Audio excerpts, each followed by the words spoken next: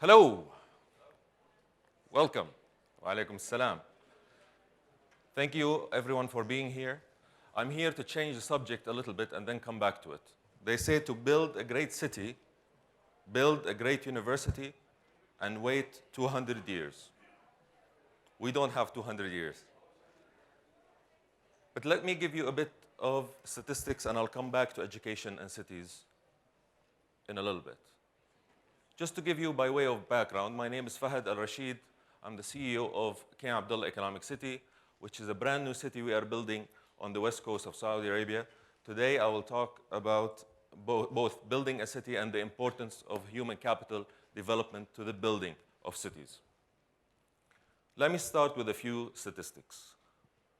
90%, that is the number of Saudis that work for the government. Of the Saudi labor force, 90% work for the government. 70% of the Saudi population is under the age of 30. And there are 250,000 Saudis entering the workforce every year. The Saudi government cannot hire all of them. So we cannot use old inputs, old formulas, and get new results. We need a transformation. And so the Saudi government right now, if you read about the Saudi economy, is going through a transformation program that will be announced in next month. However, this transformation started 10 years ago. The government of Saudi Arabia 10 years ago said, oil prices cannot continue forever at these levels. And one day, we need other solutions. We need other partners. We need the private sector to take on the role of economic development as well as the government. So they launched what was termed at the time a crazy idea. Let's build a brand new mega city for 2 million people, the size of Washington, D.C. We'll put it on the Red Sea coast, and then we'll give the keys to the private sector. Let the private sector lead. Let the private sector build and operate.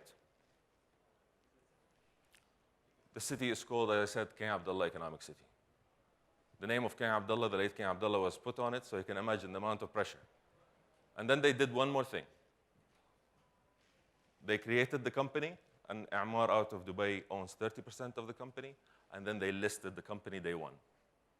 No employees, just a big, big startup. And of course, as with all startups, guess what happens? When you're trying to build something that nobody has built before, no clear business model, when you're trying to privatize different sectors in order to build the city, lots of trouble. And then the financial crisis happened. Also more trouble. But here we are, 10 years later. Where are we? Today, we have a port that is the first private port in the region with a capacity of 3 million containers. By end of this year, it will be the largest on the Red Sea, matching the Jeddah Islamic port. And in 10 years, it will be one of the top 10 ports in the world with 20 million container capacity. We are building this port because we believe in the capacity of the region, in the people of the region. Maybe you have not heard of the Red Sea region as we envision it today. 23 countries, 620 million people that live in these countries, growing at the fastest growth rate in the world, both economically and population-wise. It will be 1.3 billion people by 2050, competing as an emerging market with China and India. So that is what this port is trying to do, being a trade facilitator for the region. Attached to it is an industrial zone. We have been able to attract 120 companies, mostly from global companies that are companies like Pfizer, Sanofi, Mars, and others that are manufacturing for the first time in Saudi Arabia, and some of them in the region. So we have also been able to be successful there. And because we know cities have to create jobs to be successful, but having a job does not mean having a residence. So you have to build housing. And so we've built housing for all income levels.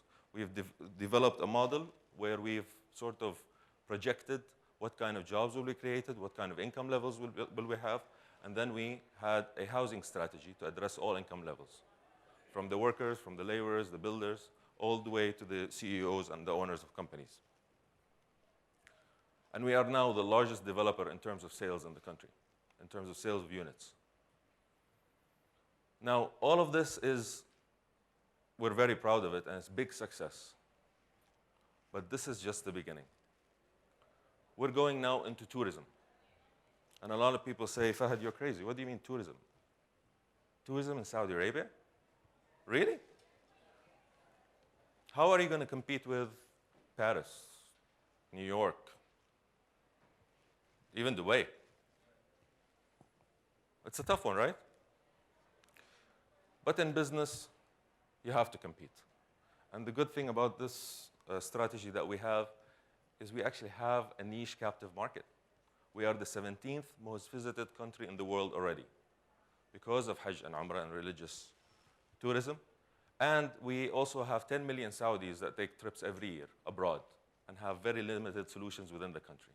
So these are the major markets we are addressing, and we have 38 projects that are in this area, from theme parks to zoos and hotels and all of that. We're also looking at healthcare and doing premium healthcare. So we're looking at doing centers of excellence in trauma, in cardiology, and other areas. But all of this, again, is not enough. Because cities are not about the buildings. Cities are driven by the people that live in them. We build the infrastructure. We cannot build on our own a city for 2 million people because we actually need 2 million people. And those 2 million people are the ones that will build the city. That is why at this portion of my talk, I want to talk about the human capital aspect of what we do. Because I'm very concerned about just building infrastructure, about just building concrete. And the reality is, if we want to compete as a city, we have to compete in this space. By the way, cities, just by way of another number, are the most competitive space in the world. Nobody has to compete like cities do. There are 247,000 cities around the world competing for talent and capital. All of them.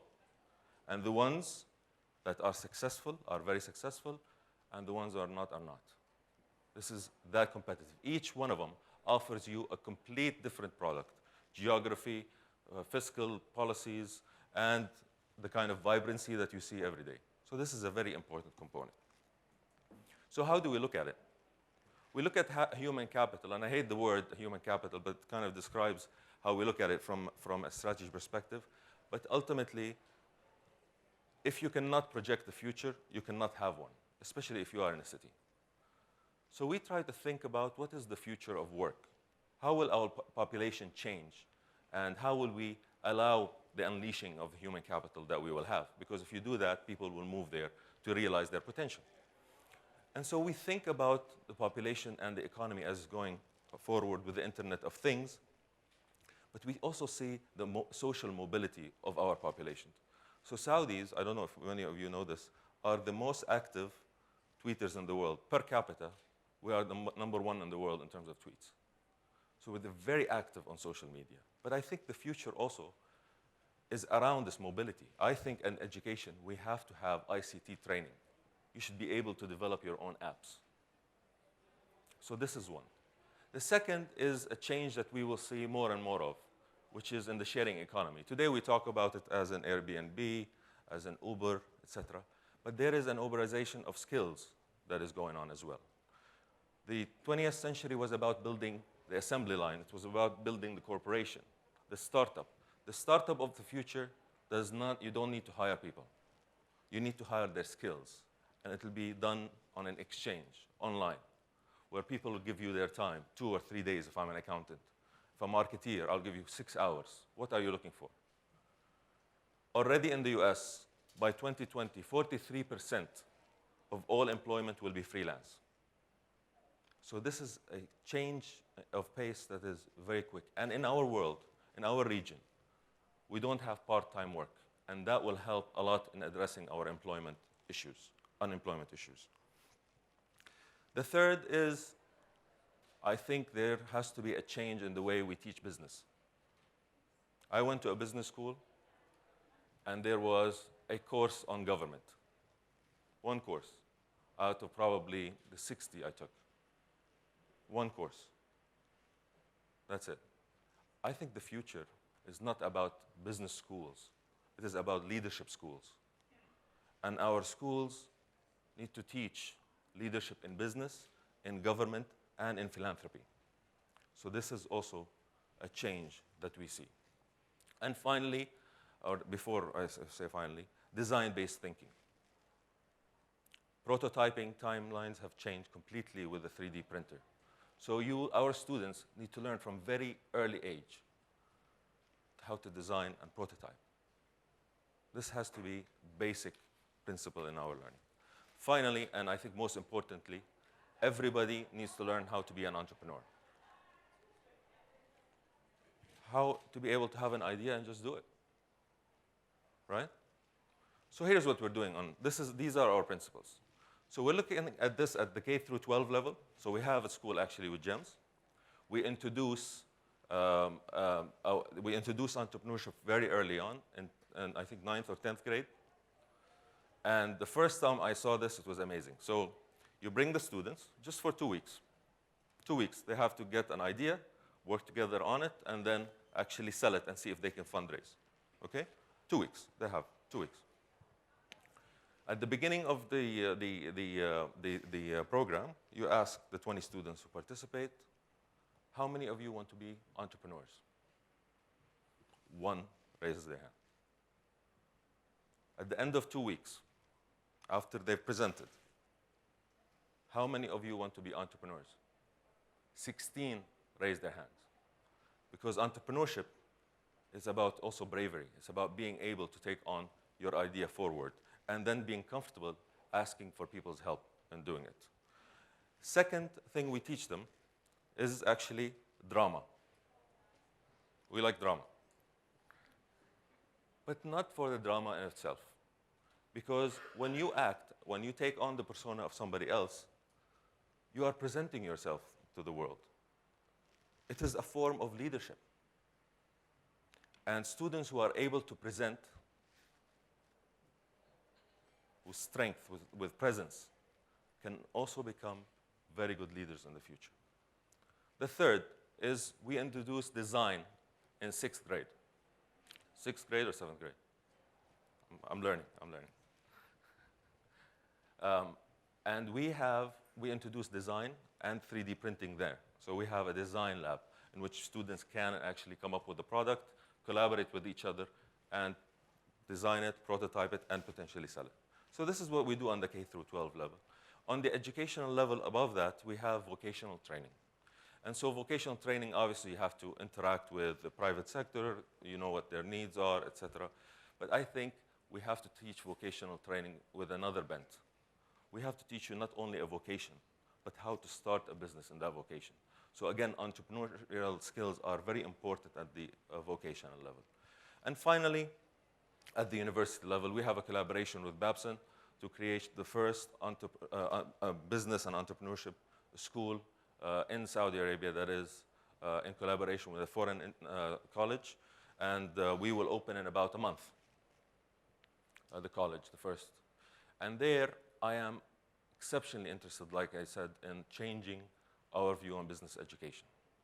So we have created 3 centers in it: the Center for Entrepreneurship, the Center for Government and Public Policy, and the Center for Philanthropy. Because I think that leadership and the business skills that come from business school should be spread amongst these 3 areas, not only on the business corporate side. And we want to teach also corporate employees and government employees how to become entrepreneurs with their ideas. So the idea behind King Abdullah Economic City was to create a great socioeconomic enabler for Saudi Arabia. We have worked for 10 years, we have accomplished a lot, but I really think the hard work starts really today, when we actually engage the people and engage people in actually helping them realize their own dreams. Thank you very much for listening.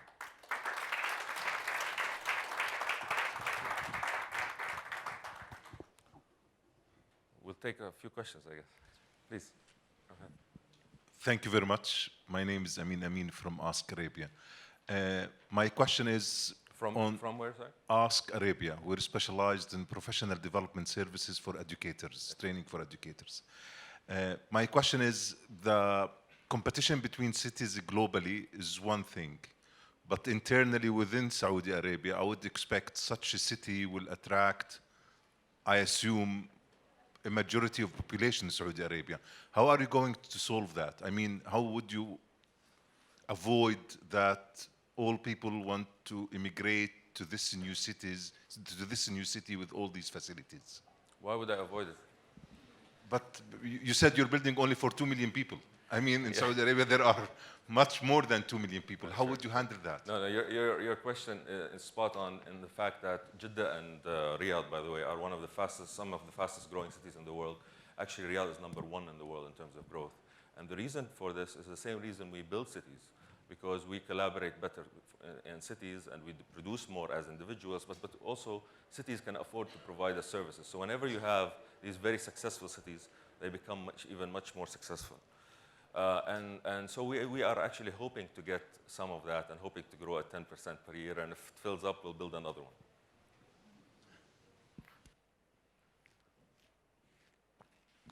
By the way, if you want a guide on how to build a city, I have one. It's very simple. It's 5 points. I'll give it to you later, though it's for another conference. Hello, my name is Jim Delisle from the United States, and I'm involved in teacher education. Hello, Jim. You spoke beautifully about what needs to change for high school students when they go, and even down to 6th grade. What about the training of the teachers who will work with these children? How will that need to change in your country? Is this recorded? Or? I'm sorry? Is this recorded? Is this recorded? It's not going to be recorded? Can I answer? Well, it's the largest. I think we have 500,000 teachers in Saudi Arabia, and we really are spending a lot of effort in trying to actually sort of re-educate them on the future of education, and I think this is a global issue, and I will limit my answer to that. I don't want 500,000 people being angry at me when I go home. Any other question? Please. Hello. Thanks for your presentations. And my question is, in the presentation, earlier you mentioned that Saudi Arabia has been starting transformation from the last 10 years. But we see the news in the international media that they are saying that because of the oil price, you're going to transform now.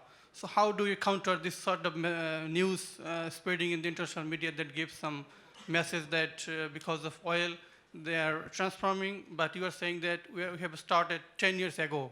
So how do you counter this sort of message that world is getting now? No, very, very, very clear. What I meant was the transformation to becoming the past 10 years, I think, have been about building the hard core of the country, the infrastructure, the hard structure of the country. I think the real transformation that you see now happening is about the transformation of the software. It's the way we run the country. It's smaller government, more privatization, and much more focus on doing business, on education, on healthcare, and focusing on results and outputs rather than just inputs.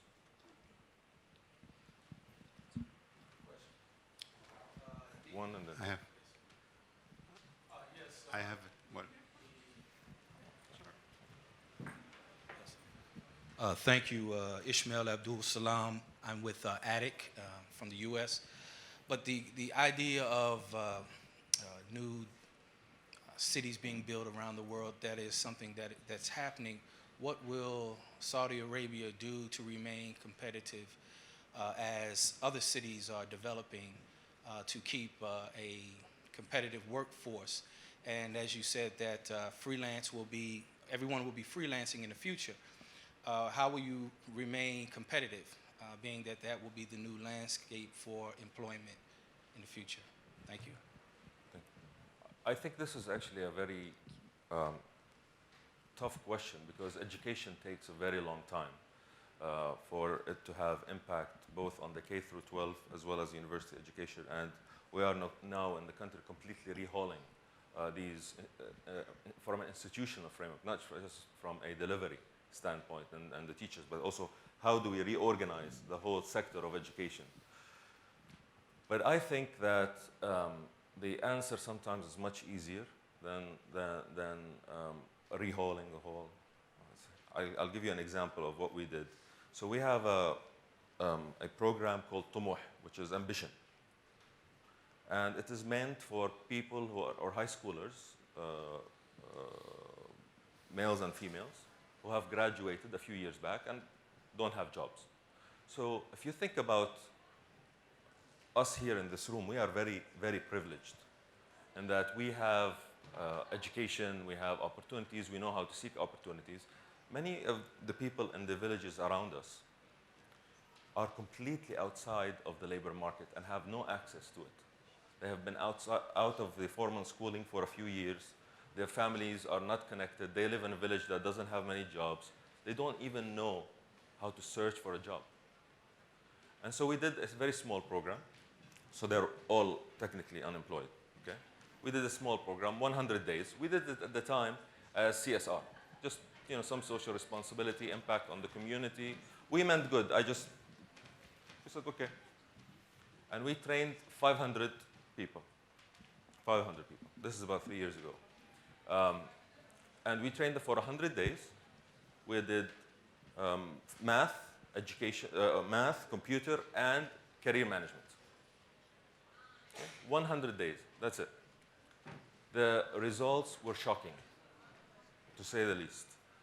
40% of the graduates of the program went on to formal education, continuing either vocational training or went to university.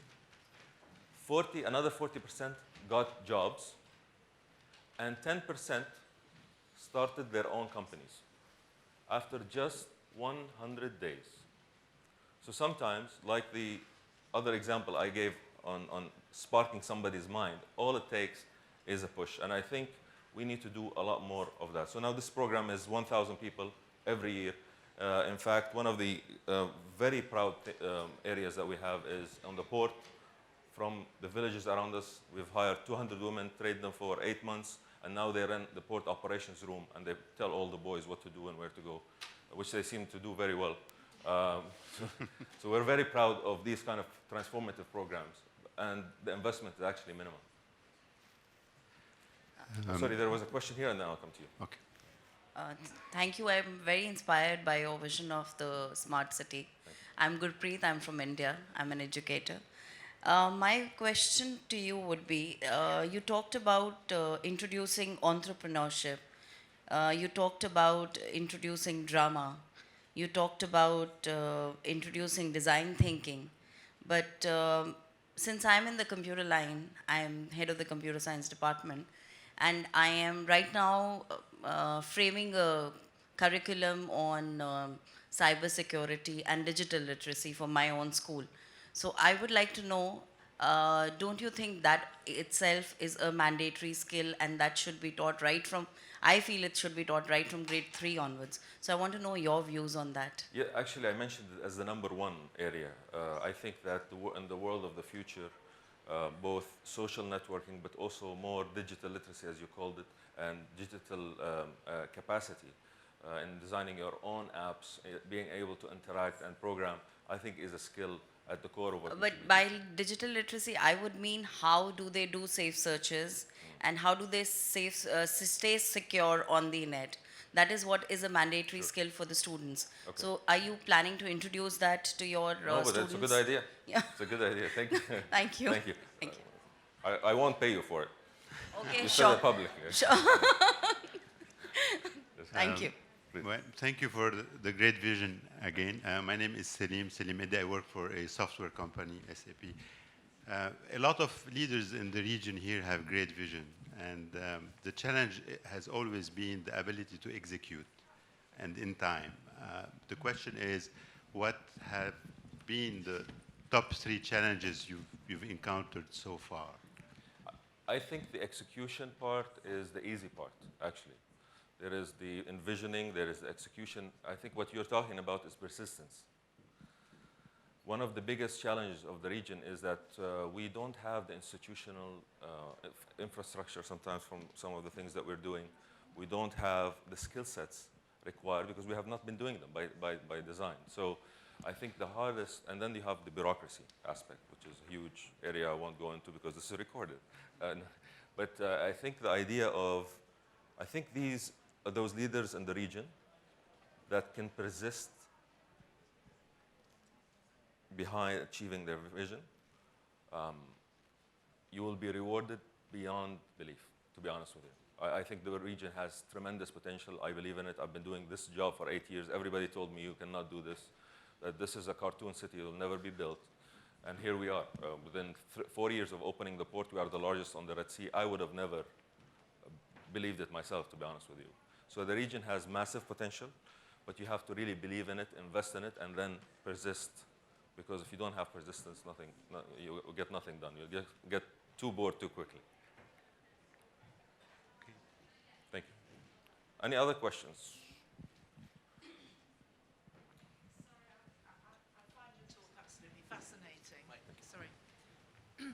I found what you've said today absolutely fascinating and very, very encouraging. My name's Philippa Bodie and I work for GEMS as a Special Educational Needs Advisor. You were talking about 3 centres that you set up, and I'm afraid I didn't catch what the third one was. You were saying entrepreneurship, leadership and government policy? And philanthropy. And planning. Philanthropy. Philanthropy, Yes. okay, thank you. I just didn't want to miss that. Thank you. I just like launching centers. So if anybody have an idea center on cybersecurity, well, we'll do it. Yeah. Actually, one important one that now we are conceptualizing is also on urban development. Given the growth of cities around the world and the introduction of new cities like ours, we think that is actually a very important policy area. You also talk about cities being dynamic and where change happens. In your country, you have huge wheat fields irrigated. We fly across Saudi Arabia and we see them. What about the sustainability of the cities in terms of food production, for example? The issue of food and water security is a big issue in the country right now, and being completely reevaluated as part of our subsidy reform and sustainability program. So you'll see a lot of these fields potentially over time actually removed. And there's big policy right now on water protection, lots of focus on solar. But I tell you what we're focused on. Our master plan was adjusted 4 times from 2006. Our first adjustment after the introduction and the launch of the city was done by none other than Lee Kuan Yew himself. He actually came into the city, we asked him what he thought, and the second day on a piece of paper he came and said, this is what you should do, this is what you should do, this is wrong, and gave us that piece of paper. And then we hired the top master planner from Singapore to revise the master plan. It was really a beautiful master plan. Had lots of gorgeous canals. Hi, Lulu. Gorgeous canals, and it was the next Venice. It was going to be the Venice of Saudi Arabia.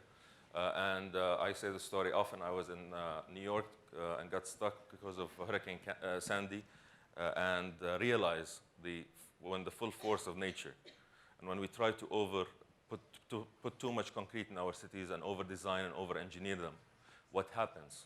And I came back, I said, this master plan is not going to work. We already see water levels rising all around the world, floods when the rain comes down. So we actually remove all of them, let nature take its course. Now we have beautiful wadis that people can enjoy, about 150 kilometers of walking and equestrian trails that we are developing. And we have a 100-year flood protection strategy now. So it's a very different view, and I think it's one of the most advanced master plans in the world. Now, that master plan, and I've been saying this for the past 3 months, needs to be scrapped. Because honestly, it is the most advanced city of the 20th century I've ever seen.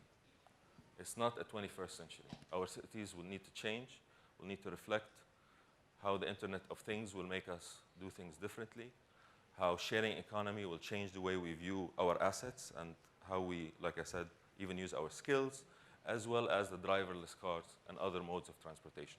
So we're now starting to think about the next iteration of our master plan. So we're not completely scrapping it as just being dramatic, but we are thinking about how the city will change. We have time for one more question. Anybody I missed? Yeah. Okay. I'm Mukesh from India, New Delhi. My question, you have been amazing in explaining the city plan, what you were talking about, and I was really impressed. My question to you is, in the education system, are you including such kind of plans also in the early schooling of the children, or it is just the policymakers talking about it? No, everything I talked about, we're actually doing now. So you will come to our school, and please do visit me in Saudi Okay. Arabia.